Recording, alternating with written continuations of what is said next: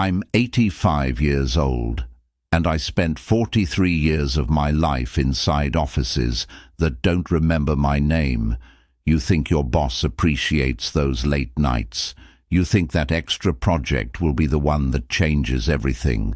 You think if you just work a little harder, a little longer, sacrifice just one more weekend, you'll finally arrive at some magical place where it all makes sense, where the exhaustion pays off, where the missed dinners and forgotten birthdays suddenly justify themselves.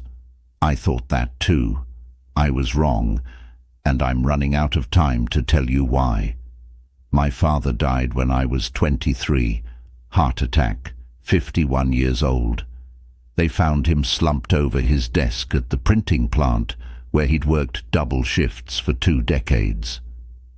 I remember standing at his funeral thinking I'd never let work kill me like that. I'd be smarter, I'd be different. I'd work hard, yes, but I'd also live. That promise lasted about 6 months. There was a man I worked with named Gerald Montgomery, Gerry. We started at the same accounting firm in 1962, both of us fresh-faced and hungry. Gerry wore the same brown suit every Monday, carried his lunch in a metal tin his wife packed every morning, and left the office at exactly 5:15 every single day. Not 5:30, not 5:45, 5:15. We used to joke about it. The partners would raise their eyebrows when Gerry stood up and buttoned his coat, while the rest of us were still buried in spreadsheets. Someone once asked him if he wasn't concerned about advancement, about showing commitment. Gerry just smiled and said, "I'm committed to a lot of things. This job is one of them." I thought he lacked ambition. I thought he'd never make anything of himself. I stayed late. I worked Saturdays. I took files home and worked on them after dinner while my wife washed dishes alone. I missed my son's baseball games because there was always one more client to call, one more report to finish, one more chance to prove I was indispensable. By 1975, I was a senior partner. Gerry was still a mid-level accountant. I had a corner office. He had a desk by the window that looked out at the parking lot. I made 3 times his salary. I had prestige, recognition, a brass nameplate and a secretary who answered my calls. I also had an ulcer, high blood pressure, a son who barely spoke to me, and a wife who'd learned to stop expecting me for dinner. Gerry retired in 1997 at 62. Full pension. They threw him a party in the conference room. His wife was there, and his 3 daughters, and his 6 grandchildren.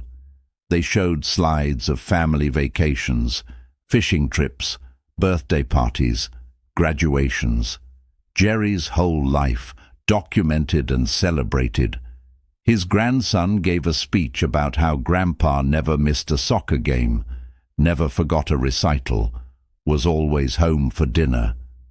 I remember standing in the back of that room with a drink in my hand, watching those slides, and feeling something cold settle in my stomach.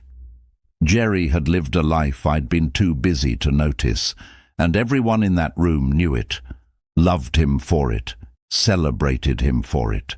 3 months later, Gerry died. Heart attack, just like my father. But here's the difference. When Gerry died, 200 people came to his funeral. His family sobbed openly, not just from grief, but from gratitude. Person after person stood up and told stories about Gerry, about how he coached their little league team, how he helped them fix their car, how he showed up when they needed him, how he was present, fully present. The firm sent flowers. I kept working. I told myself I'd retire soon. There was always one more year, one more bonus, one more client who needed me. I finally retired at 71, not because I wanted to, but because my body forced me. Second heart attack. The doctor said if I didn't stop, the next one would kill me. So I stopped. And you know what I found? Nothing. I found a house that felt like a hotel. I found a son who was polite but distant, with children I barely knew. I found shelves full of awards that meant nothing to anyone, including me. I found a calendar full of empty days and a phone that rarely rang. The firm replaced me in 3 weeks. They had a party, gave me a plaque, shook my hand, and then they moved someone else into my office and forgot I existed. You need to hear this. You need to let it sink in. Your workplace will survive without you. The projects will get done. The emails will get answered. The world will keep spinning. But the people who love you won't wait forever. The moments you're missing don't come back. Your children grow up whether you're there or not. And they remember. Oh, they remember. My son is 58 now. We talk on the phone every few weeks. Surface stuff, weather, health. He's polite, kind even. But there's a distance there that no amount of late life effort can close. I wasn't there when it mattered. I was at the office. I was on a business trip. I was too tired, too stressed, too important. I thought I was building a legacy. I was just building a career. And careers end. Legacies live in people, in memories, in the time you gave them when it cost you something. Here's what nobody tells you about working late. It becomes a habit, then an identity, then a trap. You start staying late because there's work to do. Then you stay late because that's what committed people do. Then you stay late because you don't know how to leave, because home feels uncomfortable, because you've built your entire sense of worth around being the person who works harder than everyone else. And the saddest part? Nobody cares as much as you think they do. Your boss appreciates it for about 30 seconds, then expects it forever. Your colleagues notice, resent it a little, then move on with their lives. Your family stops waiting up, stops asking when you'll be home, stops expecting you at all. You become a ghost in your own life. I have 3 grandchildren I barely know. One of them, Sarah, she's 23 now. She came to visit me last year. We sat in my living room, this room, and she asked me about my life, what I did, what mattered.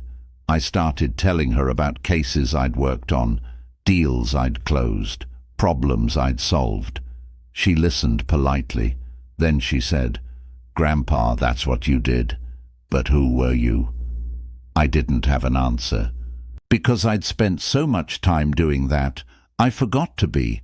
I forgot to be a husband who came home for dinner, a father who showed up at games, a grandfather who knew his grandchildren's favorite books.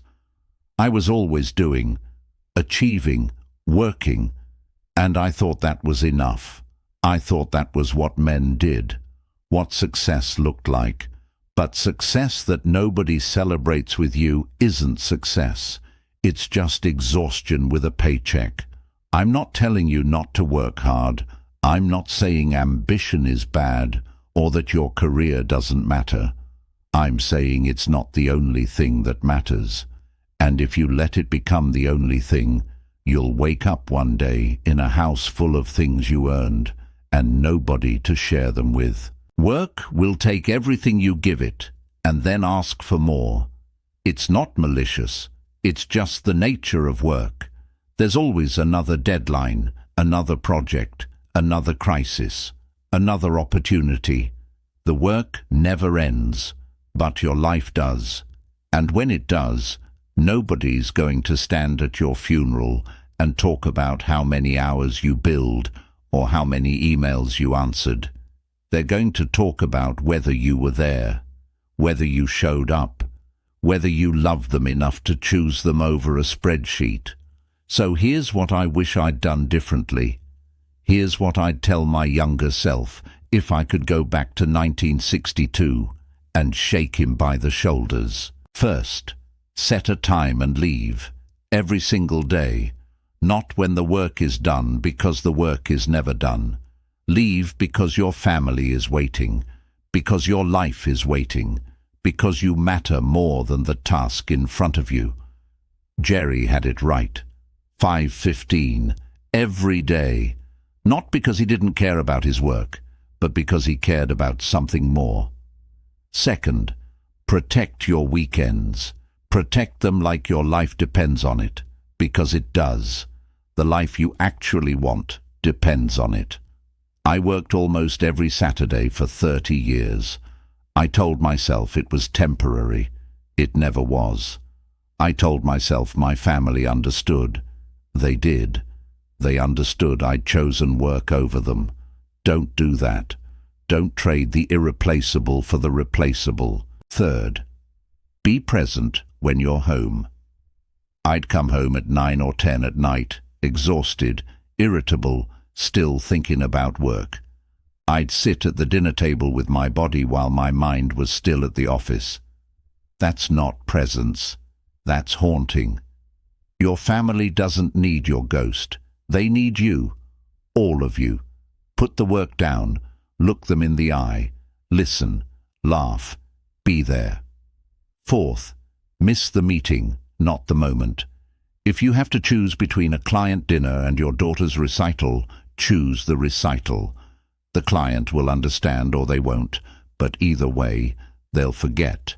Your daughter won't. She'll remember you were there, or she'll remember you weren't. Those memories become the foundation of your relationship for the rest of your life. Choose carefully. Fifth, redefine success. I thought success was a title and a salary and respect from people who didn't really know me. Real success is being loved by people who know you completely. It's having people who want you around. It's knowing that your absence would leave a hole nothing could fill. That's success. Everything else is just achievement. And achievement without love is the loneliest thing in the world. I'm 85 years old. I have maybe 5 years left if I'm lucky. And I spend a lot of time thinking about what I'd do differently.